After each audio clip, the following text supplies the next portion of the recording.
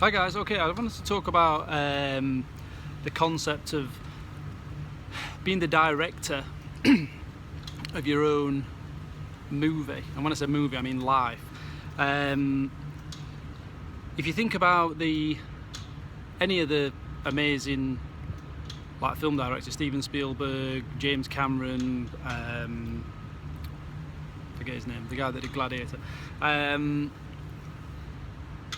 What these guys must have a ton of is vision.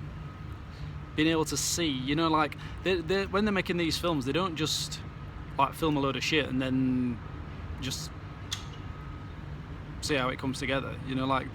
When they're reading a script, they'll be visualizing different scenes, different the layout of a battlefield or a city or a boardroom or whatever it is that's happening in the film.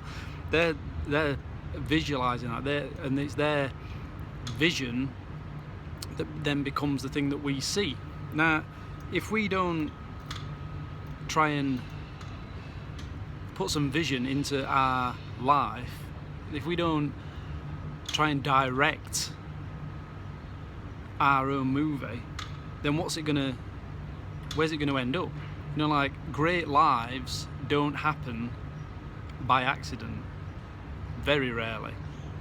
You need to know where you're going. You wouldn't get in a taxi and say and just sit there. You'd tell the taxi driver where you want to go. You need to work out where you want to go. And some people think that this is like a load of shit and it's not worth doing, but what's more stupid, sitting down and writing down the things that you want in life, even if they seem completely unachievable?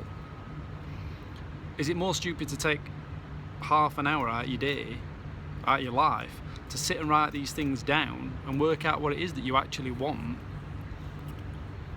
Or is it more stupid to leave it to chance and see what happens? Because if you leave it to chance, it's like leaving your fitness to chance. If you don't go to the gym or go running or whatever, your choice of exercise, if you don't do them things, what happens to your fitness? It not only does it doesn't just stay where it is, it gets worse, it regresses. You need to do, a certain amount of exercise or fitness just to maintain. And that's the same with your life. You need to do things to maintain or to progress. So I want you to start and think about what is it that you want? Because if you going back to weight loss, for example, a lot of people that come to Prime Mover or to any gym, I would imagine, you say, what do you want to achieve? Oh, well, I'd just like to get a stone off. But that person loses a stone, then all of a sudden a stone and a half seems more achievable, and then 2 stone or 3 stone.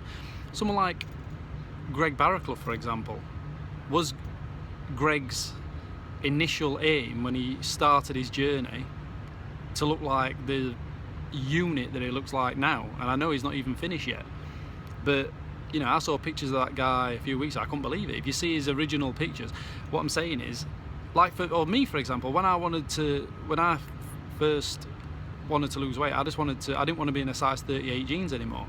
I didn't think that I was gonna get to the point that I got to. I didn't think I was going to become a personal trainer. I didn't think I was going to start a boot camp and then ultimately open Prime Mover and then have all these people in the team. Each step then opens the door to another, and I'm sure that's what Greg is going through now. Mary, what's her name? Barraclough, I think now. She just got married. Again, when she started training with Danny, she just wanted a bit of a kickstart, and look at her now. She's like Sarah Connor in Terminator 2. It's crazy. So what I'm saying is, everything that you do, whether it's fitness or weight loss or life, the things that you write down in your sort of grand vision, the things that you want, they might seem completely ridiculous now, but as you start working towards it, these things start to become more real. And when you start writing things down as well, this is the really important thing. You find out if you write down what's important to you. A good friend of mine made me do this not that long ago, like 12 weeks ago. I really felt like I didn't know what the try not to swear. I didn't know what the hell was going on. And he just said to me, look, you just need to work, what is it that's important to you? So I sat and I just wrote down the things that were important to me at that point. And then what sort of life would I want to live? What would I want to do? You know, like, where would I want to live? What car would I want to drive?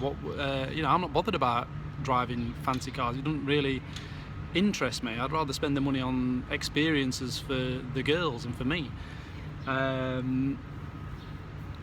Equally, I don't want to drive around in a Reliant Robin, but you know, writing down the car that you want to drive, the house that you want to live in, the where is that house, what holidays do you go on, you know, just these things. And when you break it down, you know, for most people, a nice life that you would look back on and think, that's because it's not all about the cars, the holidays, and you know, it's the connections that we have. You know, how can you create a life where the relationships and the connections that you're having, because that's, you know, on your deathbed you're not going to look back and think, oh God, do you remember that Audi that I had? You're going to think back to when your little girl or your little boy, when they're in the 30s, and they say, oh, do you remember where we went to such and such when I was 7? You know, it's these things like that. It's your kids having a good relationship with you when they're older, because you had a good relationship with them when you were younger. And this is what I'm trying to work on now. So actually, you know, working out what your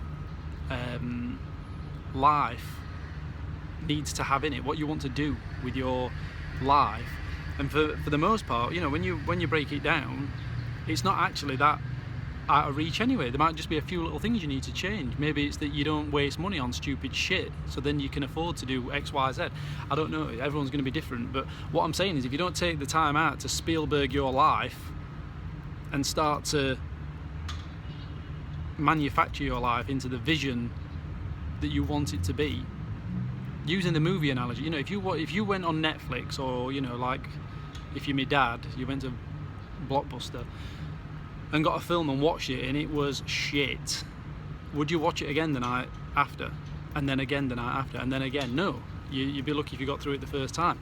But a lot of people, they don't like the movie that is their life, and they just live it again and again and again. They don't do anything about it. So that's the message for today. Just start and look at what you want, because for me, when I did it, I did this like 1 year, 3 year, 5 year vision, and it's like, I can get the 3 year vision in less than 12 months if I just do this, this and this. So work out what's important to you, the people that are important to you, start with that, and then what your life is like with those people, and then the things you want to do with those people, and then the things you want to have that fits all around that. I'll see you later.